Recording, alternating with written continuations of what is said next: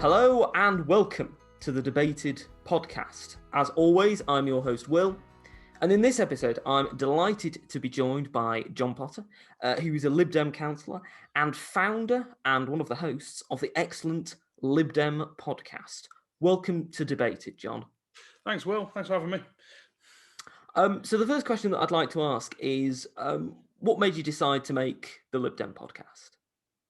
Well, actually, like most things, it's to do with campaigning, usually. That at the time, the Lib Dems were about to start their presidential campaigns on who was going to become the next president.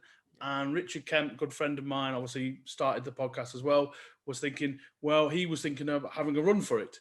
And obviously he knew he would probably be up against Mark Pack, who already has a podcast. And we thought, well, what's a way we could do? And we thought, well, why don't we just set up our own? And in the end, Richard didn't go for it.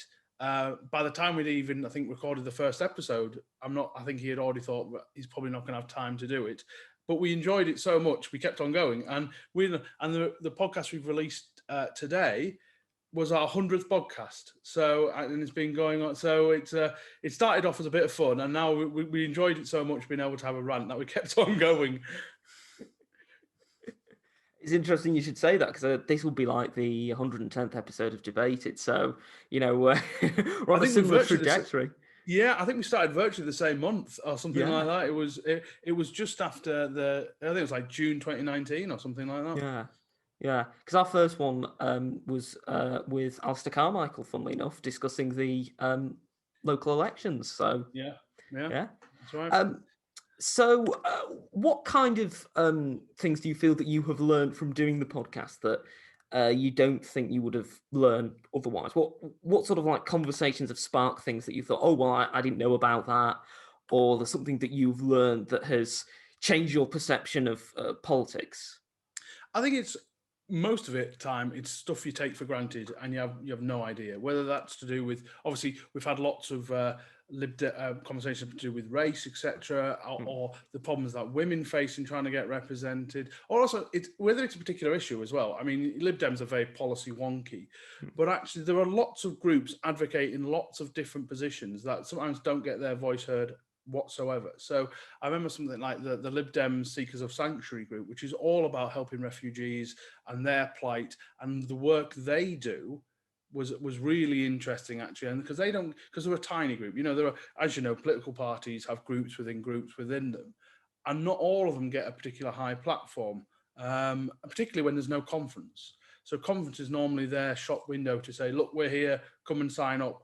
And that didn't happen, obviously, last year because of coronavirus. So those conversations were brilliant. They were really good. And actually, one of the best things about going to conference is actually going to some of these fringe events where you can talk to the Lib Dem Association of Engineers and Scientists about their knowledge about flooding control or something like that, because they have experts in that field. And we were missing out on that. So having these people come to us and talk has been brilliant. But also just sometimes it's just being a voice there for people, so because there's a lot of areas, if we're being brutally honest, where Lib Dems aren't a massive powerhouse of politics in Britain. And actually, it's been really pleasant to hear some of the stories come out of places which are saying, I'm so glad the Lib Dem podcast has been there to help someone on their own who just feels like it's me versus a county full of Tories or a city full of Labour members. And actually being there to help them has been great. It's been wonderful. Now, as a local councillor yourself, and before the podcast started, you were dealing with some council business. Obviously, you will have come into contact with the effects that people have had regarding the pandemic and regarding coronavirus. From your perspective as someone who is in local government, how well do you think the government have dealt with the pandemic? Terribly. Utterly shamefully bad. It's interesting that people are praising the vaccine rollout, and because that's the one bit where the government said, okay, we know the NHS can do this, let's leave them to do it. And it's worked. When the government has got involved, they've almost screwed up every single part of this. The fact is, we're still talking about whether we should have quarantine hotels when people come into this country.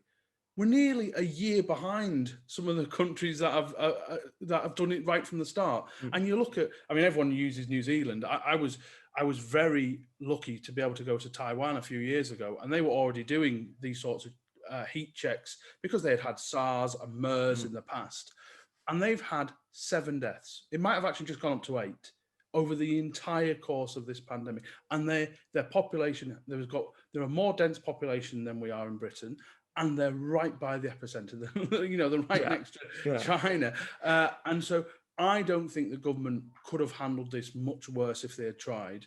And that's bore out by all the statistics, the economic consequences. And because also you look at something, I'm a huge rugby fan, massive rugby fan. And the idea that stadiums full of people enjoying their rugby in New Zealand have been going on since the summer.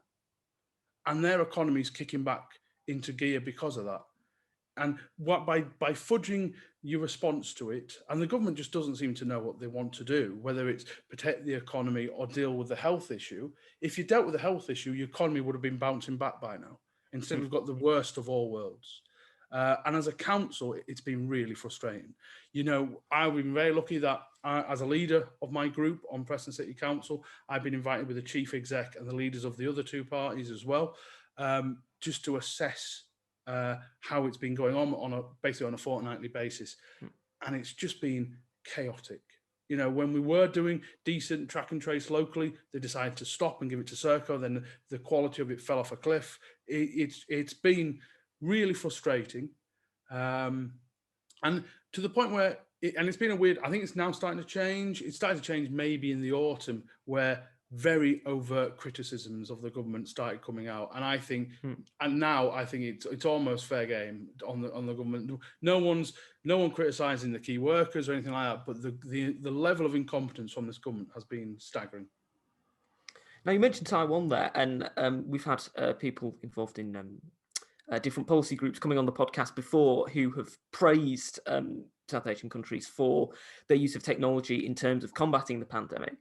Do you think that the reason that technology hasn't been as utilised in Britain in comparison to those countries is simply because the government weren't able to utilise the technology properly and fully understand the implications of how to use the technology? Or, as some people have argued, do you think it's because people in the UK are perhaps more averse to using tech than people in other countries? I think I wouldn't say they're adverse to using tech. I think UK tech rollout is actually okay. I mean, what the government got wrong is decided that they knew better than app developers about producing an app. We wasted months and months designing our own app that then didn't work. And how much money and time was lost in it. And as we've seen from this pandemic, every time you delay, it costs lives later. And so that was a cataclysmic mistake they made. And what happened is, because that was so late, it went because public compliance then dropped. As soon as the Dominic Cummings incident happened, you saw public compliance drop. And whereas if we'd had an app in place beforehand, who knows what we would have done, because at the moment, I just think trust in test and trace, in the tiers, everything just got smashed out of the park as soon as that. But I will say about South Asian countries, and I'm lucky enough to have been to Japan as well, is actually there is a cultural difference in those countries in terms of if you're ill, you wear a mask, and that, and it's the whole bowing, not shaking hands, and all the rest. These kind of cultural traditions have come up, which naturally stop the spread of virus. And we have seen just recently, this is probably one of the most, I mean, it's definitely best flu seasons, but actually one of the least dangerous flu seasons we've had, because we are doing these things that South Asian countries have done for so long to reduce the spread of infectious diseases. I mean, what kind of long-term impact do you think that this is going to have on the UK? Do you think that if there is another global pandemic, that we are going to be better prepared? Do you think that we have learned lessons, or do you think that even after coronavirus is hopefully dealt with, which hopefully will be soon, we're still going to be in a poor place in terms of dealing with pandemics like this, which we weren't properly prepared for in the first place?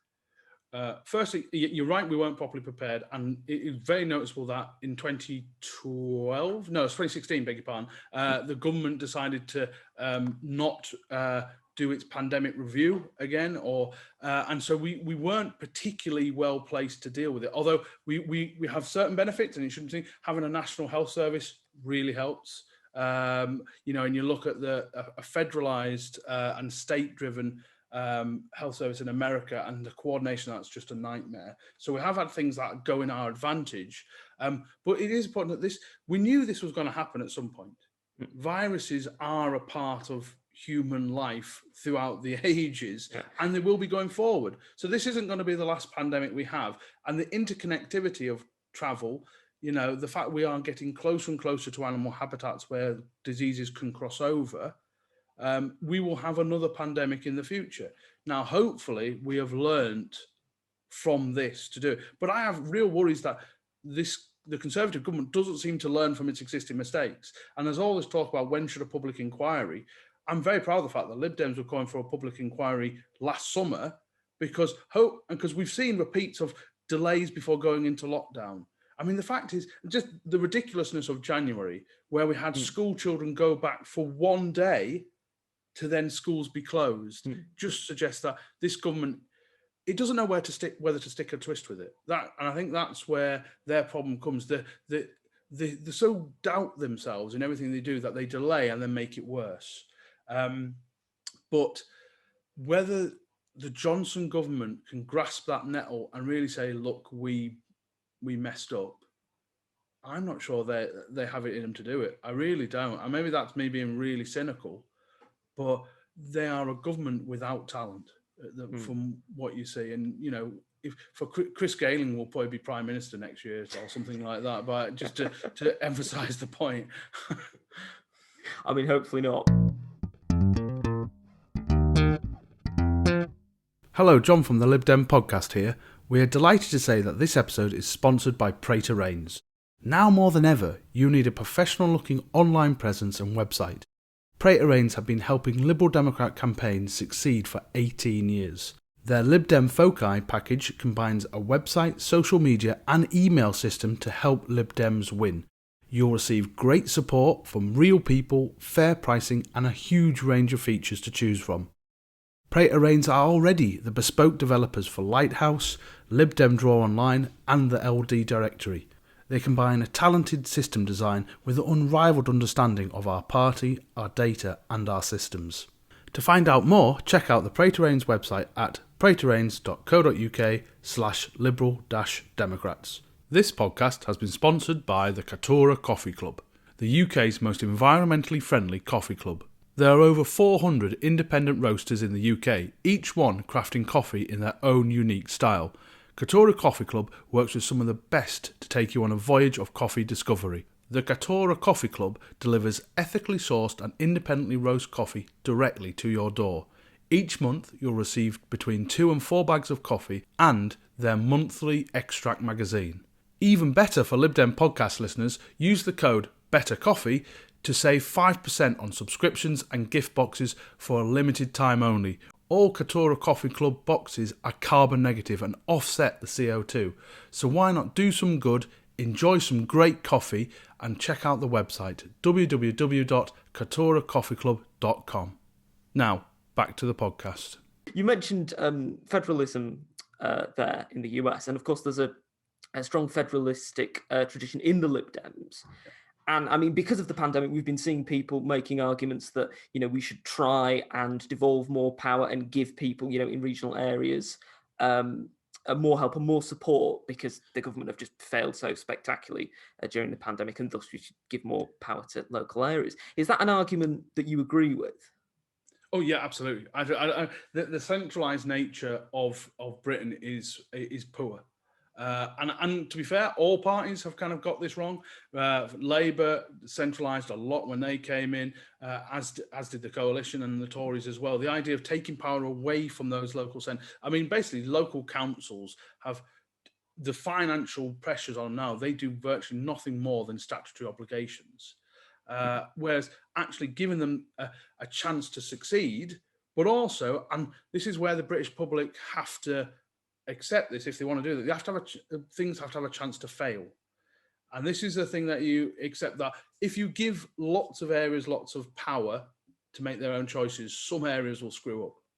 But generally, you'll have a far more greater success rate than those areas that mess up. And actually those areas will be better. I mean, you've got to look, and it's not just, I mean, I believe in obviously far greater devolution for Scotland and Wales as well, and Northern Ireland, because I don't think you can stem that flow of nationalism without it.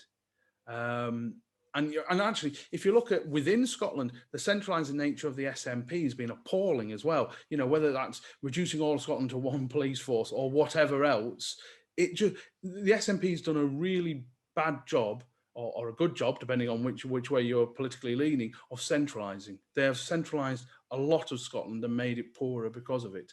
But that's not for me to tell Scotland how to do it. That's for the Scottish people to do it on their own. And that's what those elections are about in May. And I hope some of the shine that's come off the SNP is now plain to see, because the SNP have got away with it because you've always had something worse in London. And actually now I think a lot of people are thinking, wow, our education has been really poor in Scotland. Our health is really poor, and our COVID response hasn't been great either. Maybe the SNP and Nicola Sturgeon are good at communicating, but not great at governing. Now, you mentioned the SNP there, and of course this year we're going to be hopefully seeing some elections across the UK, parliamentary elections in Scotland and Wales.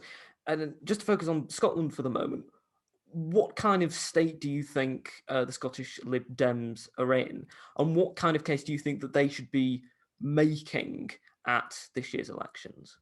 I mean, I actually think the Scottish Lib Dems are actually in a fairly healthy spot, to be absolutely honest with you. I mean, if it wasn't for Jo Swinson losing a seat by 100 votes, it would be the Lib Dems the only party to gain against the SNP last year. Obviously, the SNP still had a great election, wiping out Labour and the majority of Tory seats. But the Lib Dems are the only people who could probably beat the SNP in a whole range of seats in Scotland, because Labour's toast. Labour, and I think they know they're toast in Scotland as well. The Tories are so unpopular with the Johnson government that they are not going to be the sensible non-nationalists in Scotland. It has to be the Lib Dems, because the Greens are for independence as well. So the Lib Dems have a really unique selling point in Scotland, and some brilliant candidates, which I've had the great pleasure of interviewing quite a few of them. But like all politics, it's getting that message out. And I think that's where Lib Dems and any non-governing party or at least anyone who isn't the big two parties struggles. It's like you're not going to get the airtime, so you've got to win the ground war. Yeah. Again, on Scotland, we've seen polling data out recently, which suggests that more and more in terms of polling data, we're seeing a majority of Scottish people favouring independence, even though that they also think it will result in economic damage to Scotland. How do you fight against that kind of feeling from a unionist perspective? Well, sometimes, obviously, if you look at the headline data, it says, 56% are in favour of independence or something like that. But actually, what are the reasons behind that? And we saw that in the UK, in English nationalism. People were saying a lot, well, it's an immigration issue, and that drove up English nationalism. When actually it wasn't an immigration issue. It was about housing, or it was about jobs, and people who wanted to use that as a foil for their argument. Now, people in Scotland, I mean, again, it's not for me to tell. I mean, I know I'm from just the other side of the Scottish border when I was born in Cumbria, but when I think when it comes to the brass tacks, are they absolutely fervent pro-independence? I would say probably not. Obviously, there is a chunk you'd be naive to say that it isn't. I think most people just think in Scotland, we can do better without this London government. And you know what? I'm in Lancashire, and I think I could do better without this government in London. So I have a sympathy for that argument, but I think it is because of other issues rather than independence. And I think the bleak fact is, whatever the SNP arguments they had on Brexit, as in, we're better off as part of the EU, those arguments are still the same with the UK. For Scotland to leave the UK would decimate their economy and hurt us all, but it would hurt Scotland the most. Now, you mentioned Brexit there, and of course we are, in the aftermath of the UK formally leaving the European Union now, and we have seen some disruption both in Northern Ireland and in Kent. What do you think that the Lib Dem position on Europe should be? Do you think at the moment it should be campaigning to rejoin now, or do you think that it should be an argument to join something like EFTA? What do you think the argument should be? I remember we had this policy debate at the Lib Dem conference in autumn, in September. And actually, I don't think there's a Lib Dem anywhere in the country that doesn't believe we should rejoin. But I think the vast majority of Lib Dems, including myself, think we know the time isn't right now. And there's a practical and a political point to that.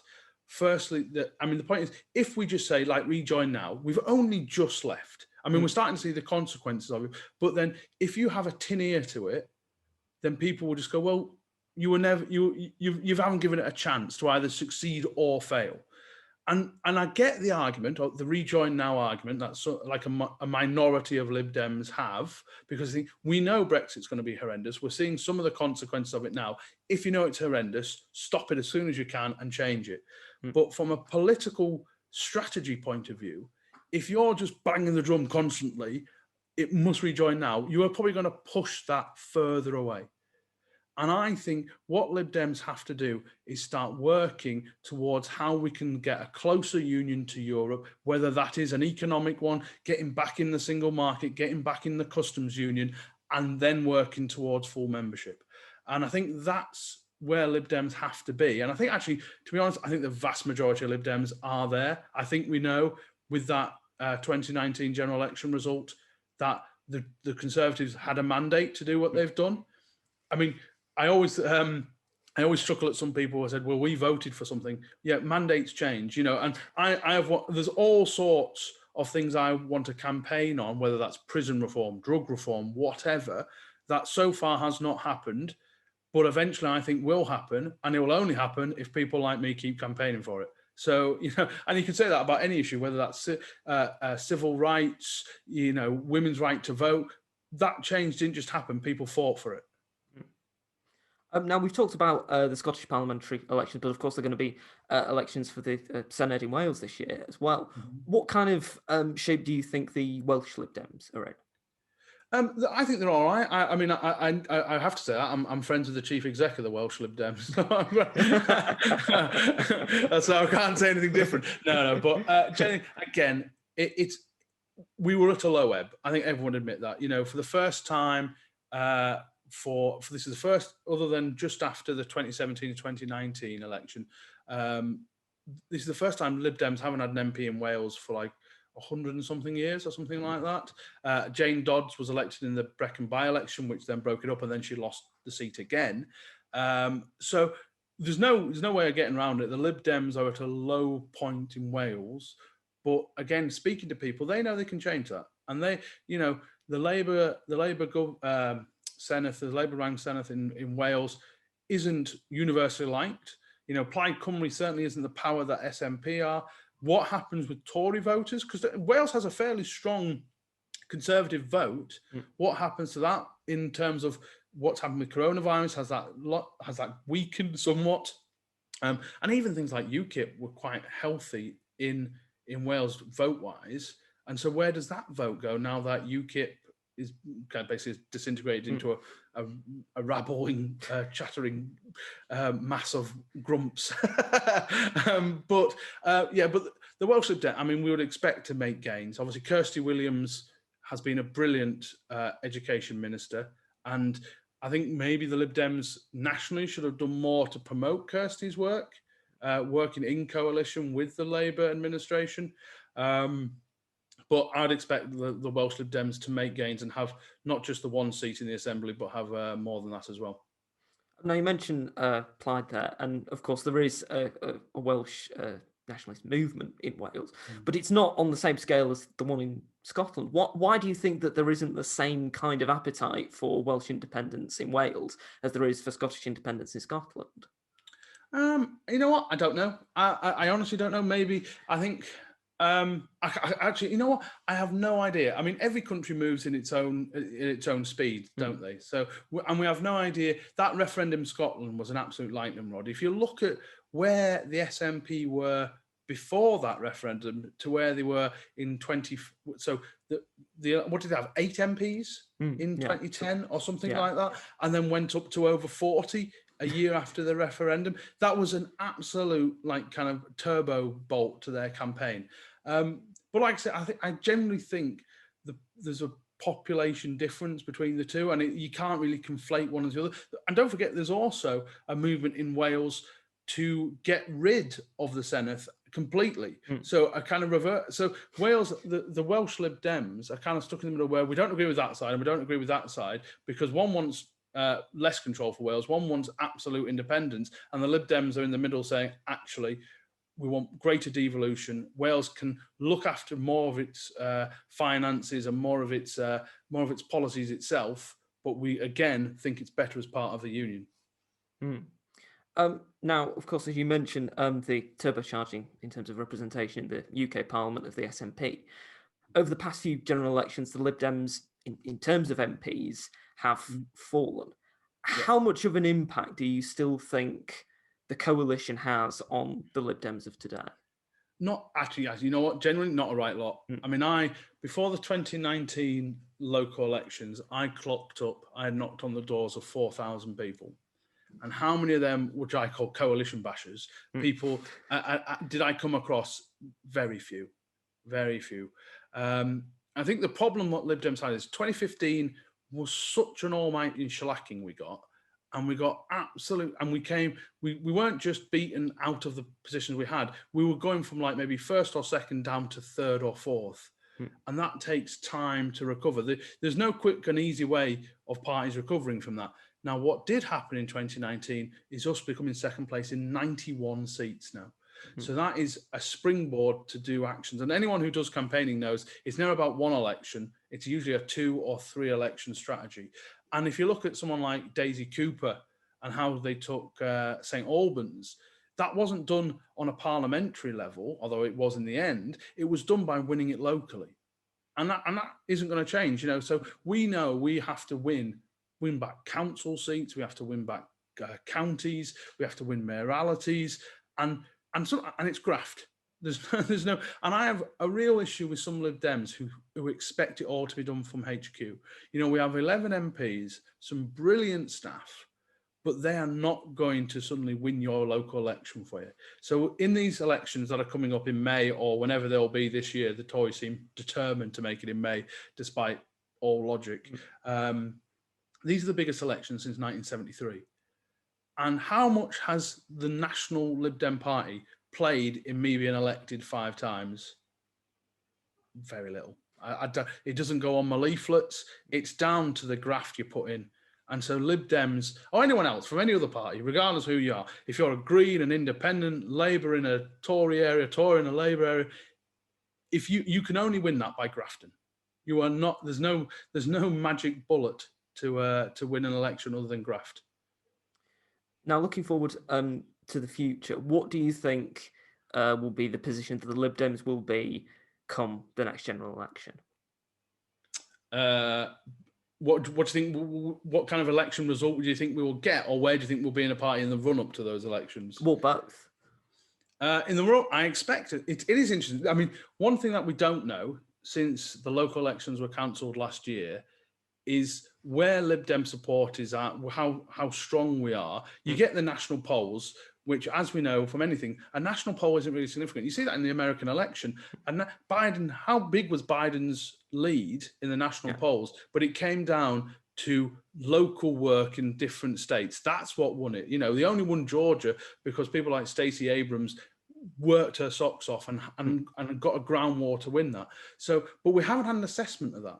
And this is why there's unease within Lib Dems not knowing what our vote is doing. Also, we can do phone canvassing, we can do other ways of getting in touch, but that's not the same as thousands upon thousands upon thousands of Lib Dem activists knocking on doors, and then we can get a sample of generally how we're doing. So it's difficult to say with any certainty. You would like to think that this the incompetence of the Tory government is going to lead to Lib Dems having success, particularly in the counties, because it's important to remember that 2017, the last time the counties were up, was a really high mark for Theresa May. And then she quickly lost it with the general election. That was 2 weeks later when she lost her majority. But those counties were a brilliant set of results for the Tories. So, and that changes the narrative. And so if the Lib Dems have a lot of good breakthroughs, take control of councils, have huge swings like we did in 2019 for those local elections, then suddenly the party's on a roll. And suddenly we can think, okay, we can start thinking about where we're going to target in 2024. Is it? That's the next general election? Yeah, that's right, yeah, 2024. Yeah. I'm forgetting which year it is. So that will be interesting. And it will be down to that, really. I mean, we have lots of parliamentary seats that we are quite close, and I was thinking, and I don't think Labour will make the same mistake they made in 2019 by diverting resources just to scupper Lib Dem versus Tory fights.